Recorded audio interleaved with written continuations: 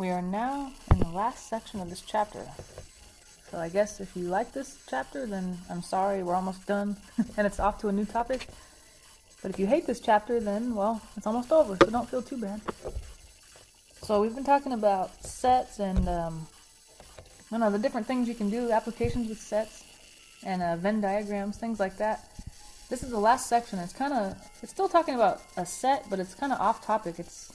We haven't really seen anything to prepare us for this, because all we've seen so far are finite sets. This is talking about infinite sets. Well, usually the people that deal with these are, you have to be a math major. You're probably pure math. Any other major you don't really see infinite sets in. I mean, not that I know of anyway. It's actually kind of interesting. Infinity, right? It's kind of a crazy concept. There are different sizes of infinity, which is crazy. And we'll kind of talk about that in this section. But most of the homework problems are very similar. So we'll kind of talk about how to approach them and everything like that. But let's just jump into it. So, infinite sets.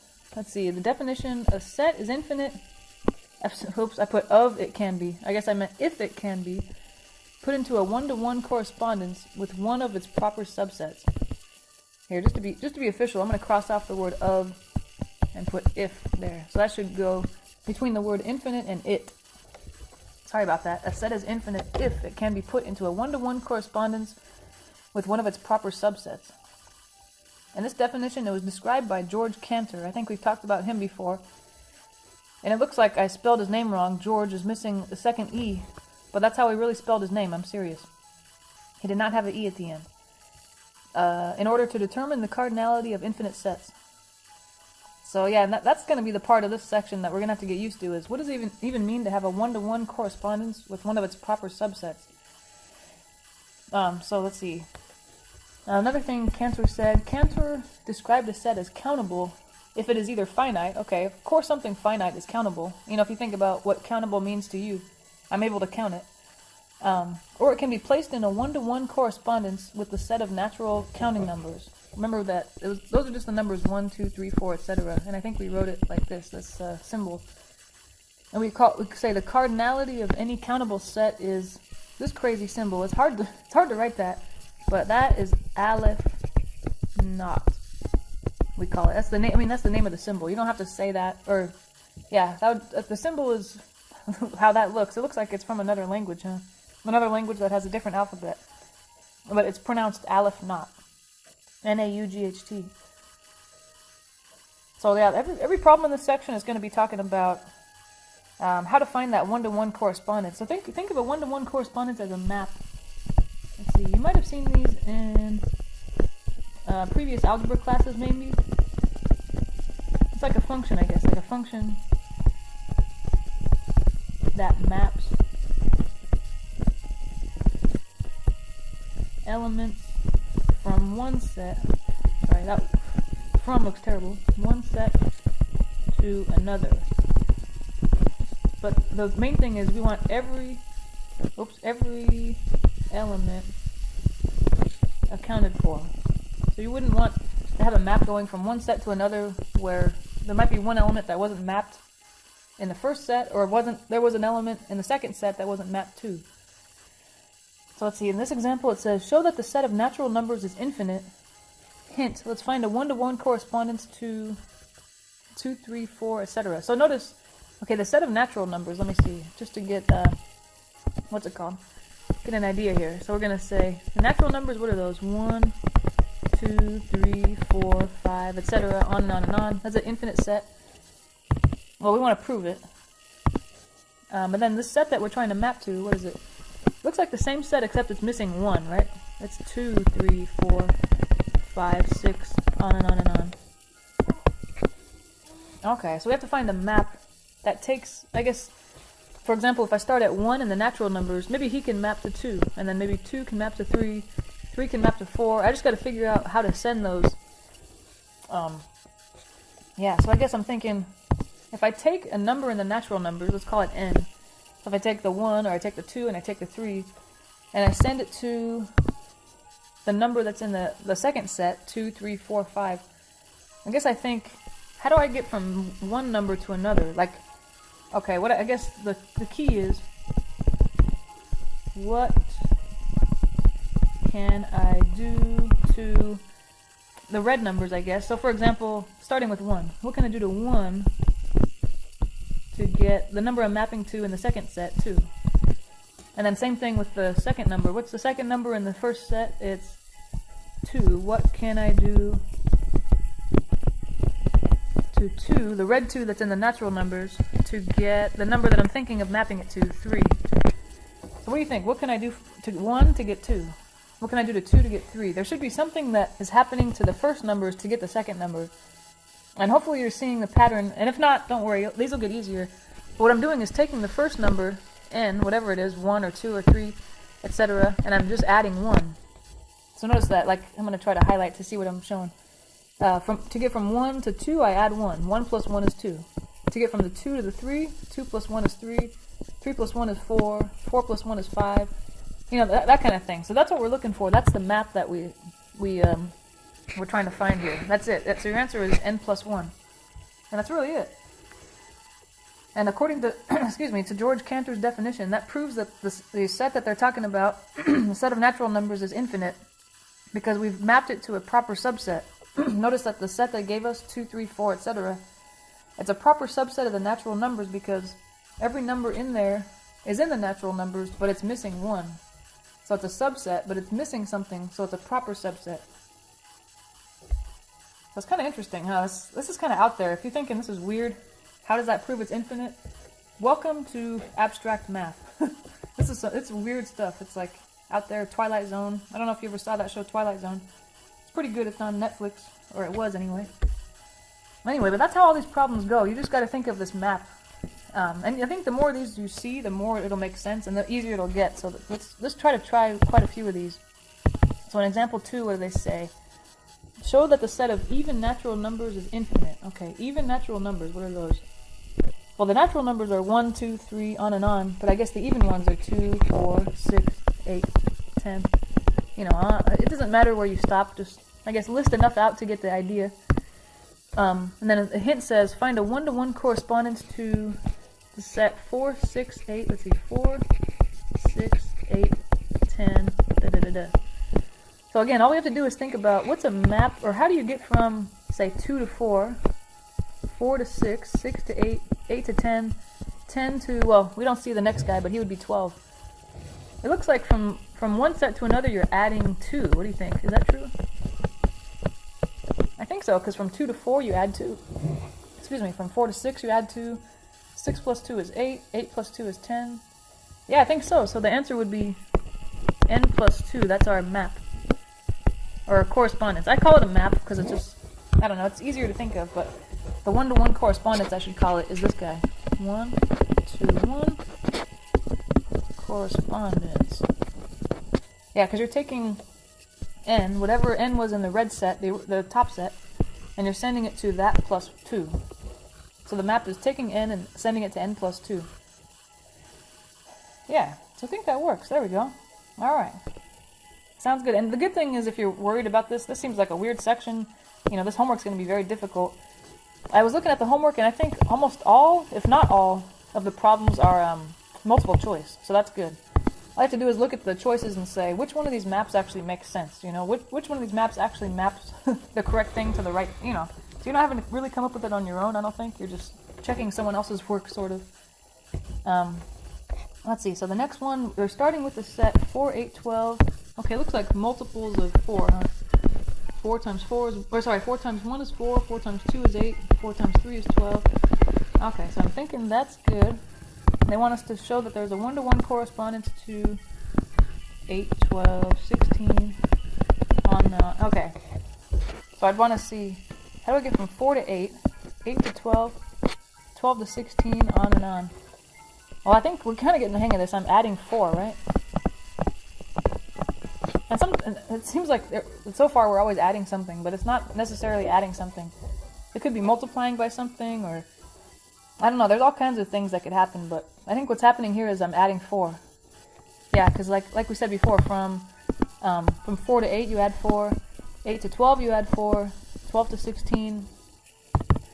And some of these problems, though, I just want to warn you that it won't always be obvious right away. Like, for example, if I look at the first number 4 and I say, oh, it's sent to 8, At first I might say, well, maybe we're doubling the number, right? 4 times 2 is 8. And then I'll see if that holds true for the next guy. 8 times 2, double that. Well, it's not 12, so that must be the wrong idea. We're not doubling here. We must be doing something else. So yeah, there are times where you had one idea of what's going on, but then when you check it with a few other numbers, it doesn't quite hold up. So anyway, not a big deal. So adding 4, that means our map is going to be, our 1-to-1 correspondence should be, you take a number n in the red set, and you map it to n plus 4. And that's it. And again, the notation's kind of weird. It's like, am I going to remember how to write this? But it'll be multiple choice, so don't worry about it. Okay, I think this next one is not going to be as simple. It's not going to be just taking a number and adding something. So what do they say? Show, and this is a different type of question too. Show that the set 1, 1/2, 1/3, 1/4 has cardinality aleph not. So maybe we'll have to refresh back in the beginning of this section. What did it say? A set is described as countable.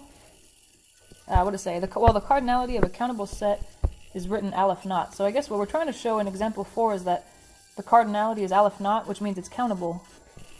Okay, and they said it's countable if it's finite, although the set we were given in example 4 did not look finite. Look at it. The ... means it goes on forever, so it's not finite. Or it can be placed in a 1-to-1 correspondence with a set of natural counting numbers. So that's what we want to do. To show that the set has cardinality aleph not, find a 1-to-1 correspondence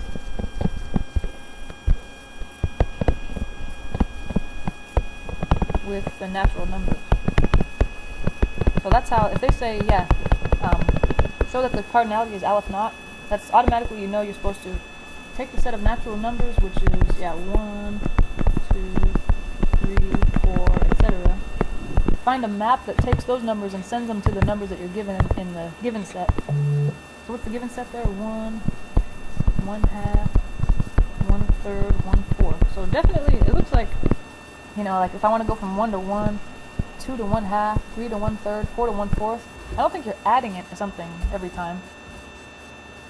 And you're not subtracting something every time. If you are, it's not the same thing every time. So, you know what it looks like though? You probably noticed this, that for all those arrows, it looks like I create a fraction out of that number. So for example, well, the 1 is not obvious, but the 2. You take 2, and you send it to 1/2. So it's like I took the 2 and I put 1 over it. And then I took the 3 and I put 1 over it, so it's 1/3. I took the 4 and I made it 1/4. So I think what's happening here, this is kind of weird to get used to, but you're taking a number n and you're sending it to 1 over n. You're creating a fraction out of it. That's really it. And at first I thought, well, that doesn't hold up with the first guy, but it's true, because what if you take 1 and you send it to 1 over 1? That's still 1, it's a whole number. That's why this guy doesn't look like a fraction. It's because, 1 over 1 can be simplified. So I think that's our map. You're taking a number and just sending it to 1 over that guy. So I think that's a weird one. It just seems like, I don't know, can I do that? Is it that simple? That's kind of weird, right? So let's see the next guy. We're going to do, they asked us to do the same thing, so I'm going to try to find a map from the natural numbers, 1, 2, 3, 4, on and on and on, and try to get to the numbers that I was given. What are they? 1/2, 1/4, 1/6, on and on. Okay, so how do I get from 1 to 1/2? That's not obvious yet. 2 to 1/4, 3 to 1/6. Okay, I think I see the pattern. The next guy would be what, 1/8. It's just the denominator is 2, 4, 6, 8. So I think it's going to be sort of a similar thing. You're taking a number n and you're sending it to a fraction. I don't know about the denominator, but it looks like all the numerators are 1. So that's something I can say. And sending a number, whatever n is, to 1 over... I just got to figure out for the denominator. So for example, how do I get from 1 to 2? How do I get from 2 to 4? How do I get from 3 to 6? And then 4 to 8? I think what you're doing is doubling the number at the top, right? It's like 1 doubled is 2, that's how I got the first denominator. 2 doubled is 4, that's how I got the second denominator. 3 doubled is 6, on and on. 4 doubled is 8. So I think you're doubling it, which means you're multiplying by 2. Whatever the number was, the denominator is going to be 2 times that, 2 times n. So there's our map, that's the guy. Yeah, it's weird, I know. If you don't like this, I understand. I don't like it either. It's kind of a weird section. But again, the more these you see and the more you try, the better you'll get. It's kind of hard at first, but once you get the hang of it, it's okay, sort of. Still kind of weird. I don't know. Math is weird, especially when you get infinity involved. Things just don't make any sense. So how about this? Is this the last one? That's kind of sad, huh? Oh well, what are you going to do? So we got the set 5, 7, 9, 11, etc. I want to show that it has the same cardinality, so we're doing the same thing. We're going to take the natural numbers 1, 2, 3, 4, 5. I don't know how far you want to go.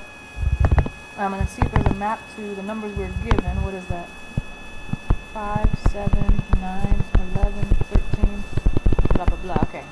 So I'm thinking, how do I get from 1 to 5, 2 to 7, 3 to 9, 4 to 11, 5 to 13. Okay, well, at first when I looked at from 1 to 5, I thought, well, I add 4 to get from 1 to 5. Is that true for the next guy? No, 2 plus 4 is not 7. 3 plus 4 is not 9. Okay, that's not going to work. So what else am I doing? Well, You know what I noticed, though, is that if you look at the last example, we went from 1 to 2, 2 to 4, 3 to 6, and it was 2n. But notice, how do the numbers that we have in this set compare with the numbers in the other set? 2, 4, 6, 8. These are the even numbers. These are like the odd numbers, but they're kind of missing a few things, I think. So we might, and let's see. This might be something that's not obvious, but it helps in the homework. And you don't have to memorize this, but odd numbers. You can get odd numbers by taking any natural number, doubling it, and adding 1. Which, yeah, it's like, well, where the hell did that come from? That's kind of something that you introduce in a abstract math class where you see a lot of this stuff, and then the students just kind of try to memorize it, say, oh, okay, so if I ever see odd numbers, I know this guy's probably involved somehow. And if you look at him, think about the natural numbers, 1, 2, 3, 4, 5, and think about, what if you took one of those and did that? You doubled it and added 1. So what if I double 1, that's 2, and add 1, that's 3. What if I double 2, that's 4, and I add 1, that's 5. If I double 3, that's 6, I add 1, that's 7. So that's how you get odd numbers anyway. But I think that map is taking the set of natural numbers and getting 3, 5, 7. But notice the set that we're given does not have a 3. So I think what we need to do is take each of the numbers that we're mapping to, all the odd numbers, and okay, let me think about it this way. I would be, if I use this map here, which is wrong because it would give me 3, 5, 7, and I don't want to see 3. I guess it's like every, I don't know, every number is a little bit too off, I guess. Like the first number is 3, here it's 5. It's like, okay, I was 2 away from it, I need to go 2 further. And the same with the second number. The second number was 5, but I want it to be 7. It's 2 off. I wish I had, I wish I could add 2 to that guy. What's the next number? Where is he? 7, but I wish it was a 9. So I think all we need to do is take the map and add 2 to it. Because that map will take us to the numbers 3, 5, 7, 9, etc. We want it to take us to numbers that are 2 more than that, 5, 7, 9. All I have to do is kind of combine like terms here. 2n plus 1, if I add 2 to that, that'll take the 1 and make it a 3. So I think that's our map. Let's see. There it is. And that seems like such a complicated one, you might want to check. Like, okay, if I took this, maybe the first, I don't know, 3 or 4 natural numbers. These are the natural numbers. 1, 2, 3, 4. And I send them to wherever they're going if I do this to them. What if I take that number 2, I take the number 1, and I multiply it by 2, and then I add 3. 2 times 1 is 2 plus 3 is 5. That's true. What if I do that to this number? 2n plus 5. I double 2, that gives me 4. Wait, why did I put a 5 there? It's always a 3. Hello. This guy doesn't change. 2n plus 3. Let me double 2, that gives me 4. If I add 3 to that, that's 7. Alright, if I double 3, that gives me 6, plus 3 is 9. If I double 4, that's 8, plus 3 is 11. Okay, I think this is working, so this must be the right guy. Anyway, so one's like that where you're mapping to even numbers, you're mapping to odd numbers especially. It's very confusing. So I'd say, just so you know, we won't have any homework problems like that if there are homework problems, you can always model it after these guys, but we won't have any exam problems like that. Those are very, very difficult. So don't worry too much about those guys.